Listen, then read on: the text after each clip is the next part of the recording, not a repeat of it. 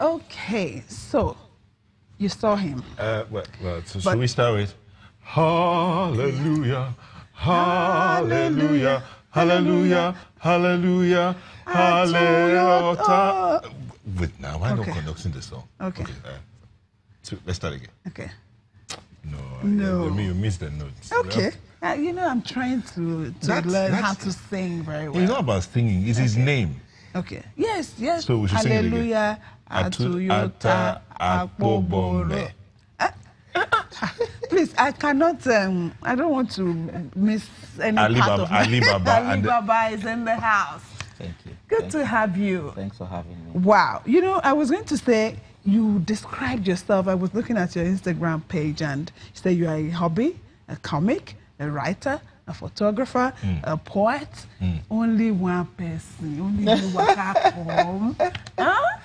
Wow. Have you heard that song, the gospel song, when they were praising God? They say, miracle worker. So we have to be like Jesus. You know, you have to be. Wow, it's been 30 years on stage. Yeah. 30 years like yesterday, September. right? I started just before the 1988 October Rush. They don't do October Rush anymore. No. I think our calendar has been staggered so much that they don't do October. They don't even know what rush is anymore. They don't know what October Rush is. They have too much rush hour. That was where I started. You know, during the October Rush, everybody has free time. So most shows are organized at that time, back in the days, so that the show promoter targets people who have just come back from holidays, have cash in their hands, and I can attend 2 or 3, 4 shows. So that was how I started. And I started by accident, actually, because I was just a professional heckler. You know those people, you don't have them in school that sit in the audience, anything that is happening, they have a comment to make. Yes, so, those GS class, General Studies class, you know, that was me. So it was like, and after a while, it became my edge. So people buy tickets for me and make sure I sit around them. So if the show is a 10 naira show, 20 naira show, they'll be like, are you going to come? I say, are you in town? So I'll buy your ticket. And they'll actually escort me in so that nobody pulls me off to sit somewhere. So that was how I started. So you were having shows within shows? Yes. How do you feel if someone's doing that to you now? No, but you know, as a comedian, a stand-up comedian, a stand-up comic, you try to make sure that you're on top of your game. If anybody tries to bring you down, you win the person over to your side. What a lot of people don't know is that a heckler has nothing to lose. It's like who is down fears no fall. Yeah. So the heckler can pick on you and say anything that if he gets you down, they won't pay him. If you get him down, they won't pay you. So what is the problem? So all you then try to do is, if a heckler is very good in an audience, you win him over. He says something, you'll be like, that got me. It's just silence him and make him look good and continue with your performance. But always try to get back at a heckler so you can silence him permanently. And sometimes you wait till when the heckler has almost forgotten what he said earlier. You go back to it. Okay. So tell me, in 30 years of performing, you've managed to a large extent, to keep your family out of the limelight. To a large extent. To a large extent. Yes. Because sometimes you want to, you put out a few things about it. But in your growing up, why I bring that your family is because you talk about some of the things you did to bring you to the point where you can say, now I'm able, you worked for some things. Sure. I tell people that I hawked soap at area market. They don't believe it. But I was looking at his own. So if we go through all of that, I had been a paddler, and paddlers, for people who have bakeries, is the guy that takes that paddle and puts inside the oven and checks to see whether the bread is done or not. I've been a miller, and the miller is not the one that mixes the flour. He's the one that puts the flour through that mill, and he comes back and he checks to see that it's properly done. I've done all of those too. And I've loaded sand before. A tipper takes about 142 shovels. So, and we dig from where you have water. Yeah. So you dig from the stream. That means you must so it makes it heavier. So you stand inside, you put the shovel in, bring, and then throw. So I've done all that. I've loaded bottles before in Super Bro. Even then, the Hebrews knew me because during holidays, my dad takes us to the village. We didn't have summer. Our own summer was in the village. In the village. That's the best summer. So they knew me. They knew that, who was that boy that's always reading James Hadley Chase when there's no job yet? So we got to know ourselves back in the village at the time.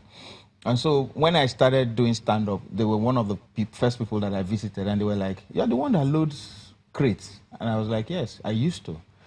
Because now the dignity of labor is lost for a lot of people. They just want to hammer immediately.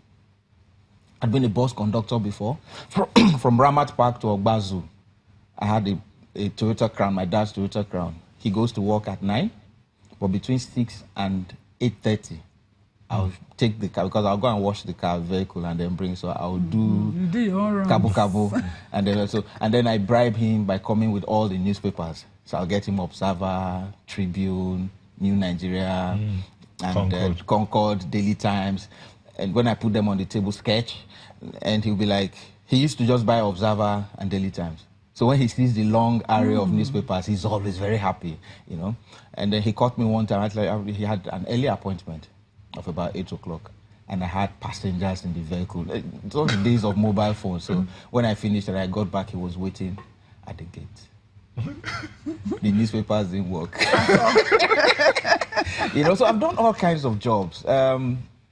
These days, people see me and they go, "Oh, you've done so well. I want to be like you." And I say, "Can you stay in the Babbage? Stay at the Babbage for like 3 months?" And they're like, "Babbage?" No. People forget that Babbage used to be a home to a lot of people who were homeless. My landlord was we call there are 2 of them, you know, and there was the senior one and then the junior one, Lati Kekere and Baba Lati. The Lati Kekere was the one that got us. They were thatched huts back then, and so they built the thatched huts in the way that you walk in like an E and go in and sleep, and so it's 5 naira a night with a bucket of hot water in the morning. Okay. It was a life we lived. But now people will see your glory and forget the journey. Yeah. So in all of this, you still got education. You know, and these days, yes, we find some young people who are trying their best. But your experience should speak to some other younger ones who just think that, you know what, government isn't doing this for me, government isn't doing that for me. I think beyond self-entitlement, the other one is the examples they see around. Wizkid just made it. Davido just made it. You didn't have to hawk anything. He didn't hawk anything. What is Davido doing? Which is why when you organize a reality show or a talent contest, you see all kinds of people show up. You watch American Idols and some people come to perform and you're like, how did this guy get here? Because everybody thinks they can do anything anybody is doing. As the 2 of you are sitting here now, somebody is sitting at home, let them just give me that job. And that's how we're even getting into elections. Some people just be like, okay, is it not to win elections? Let me just go. Let me just go. So when they have money to exactly. So it's not like some of them are prepared to deliver on the promises they've made. It's just that they just want to be there. It happens in marriages, it happens in schools. Some people get admission into schools. Some don't even sit for the exams, get the results and go in, and they continue to think about it. There are some children who get to primary 6 who can't write.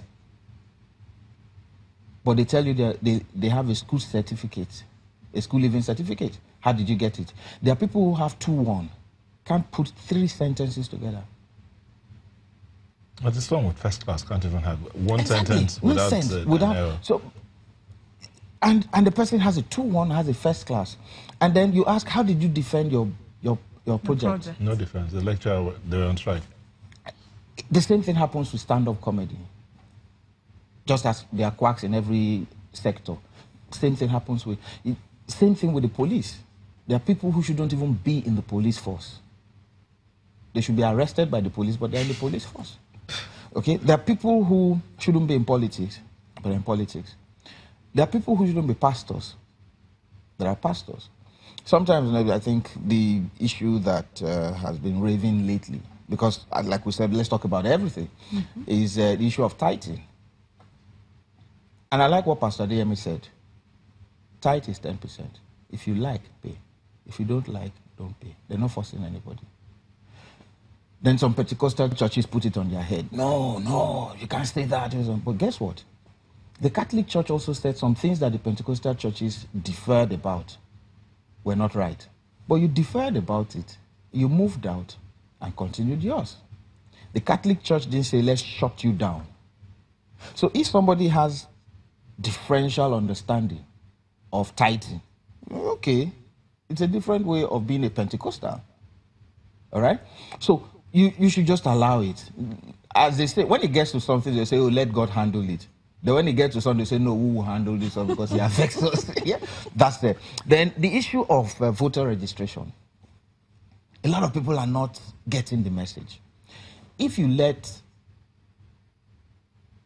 out of 12 people that are supposed to make somebody win an election, if only 2 people determine who wins the election, the rest 10 people have to live with what the 2 people voted for. Yeah.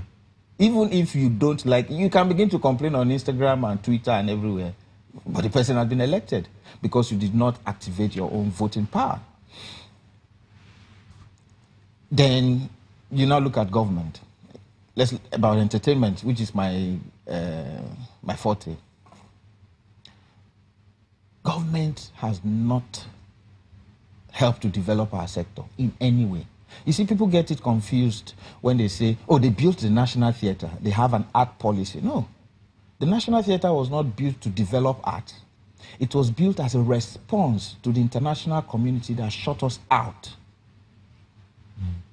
So they built it and it was like, okay, let's build the National Theatre, organize a festival of art. So when they shut us out, we let them know that we own Africa. And so we organized it. But the people that were coming said, we don't have money to come. They said, don't worry, we'll build Festac. And accommodated everyone. But when you look at it really, it is that we're not an intentional society. We don't plan for something of 10, 15 years. Like you were talking about the election dates and all of that. We don't plan for 10, 15 years. We plan for now.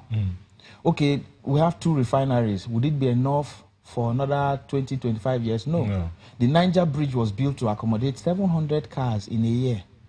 We have millions now. When it was built in 75 by Dumais, the 700 cars will pass in 20 minutes.